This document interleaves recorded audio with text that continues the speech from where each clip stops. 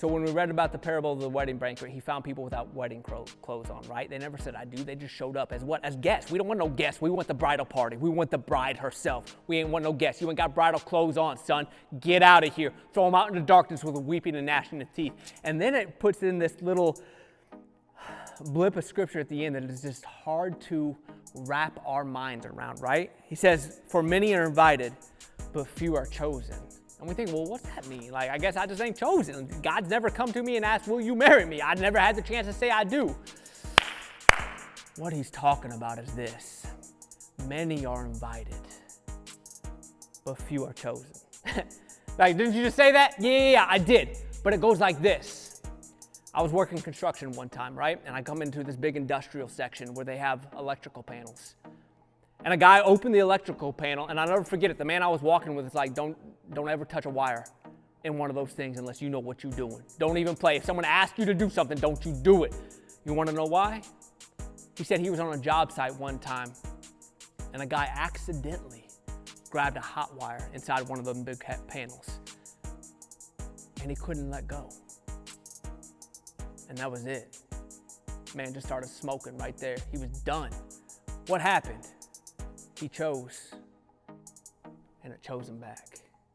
And it wouldn't let go for anything. He couldn't do anything to get off. He was dead in an instant. And that's what I'm trying to liken our God to. Once you choose him, once you say I do, boom, he chooses you right back. And he ain't letting go. It ain't on your strength. It ain't on your might. When you say I do to him, boom, he chooses you right back. Just like a hot electric wire. You want to find out if an electric wire is hot? That's like not the way to do it. But it'll show you immediately. Like I'm just saying, you want to see a God that's faithful? This is how you do it. Grab a hold of him, and I promise, as soon as you grab a hold of him, he grabs a hold of you with such might that he will never let you go. Nothing will rip you out of the palm of his hands. He will always hold you. He will always protect you. He will always provide for you. Why? Because you're his beloved. More than just his beloved, you're his betrothed. You're the one that he gave everything for. You're the one that he wants to give his name to, his power to, his authority to, his kingdom to, his life to. And he ain't ever letting you go, ever. You think a wire's hot, got some current running through it, you try grabbing a hold of God. He's hot, baby, a consuming fire, and he's powerful. And if you grab a hold of him, he chooses you right back. That's what he's talking about. Many are invited. The place settings are there, but they empty. But for those of you who are willing to say yes, to take your seat, to say I do, you in for the biggest shock of your life. Pun intended. Because he's never letting you go. Ever.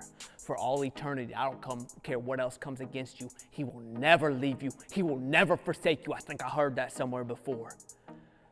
That's what he's talking about. Many are invited, but few are chosen. Why? Because few choose to grab a hold of him, that he might grab a hold and never let go. Few choose to say, I do.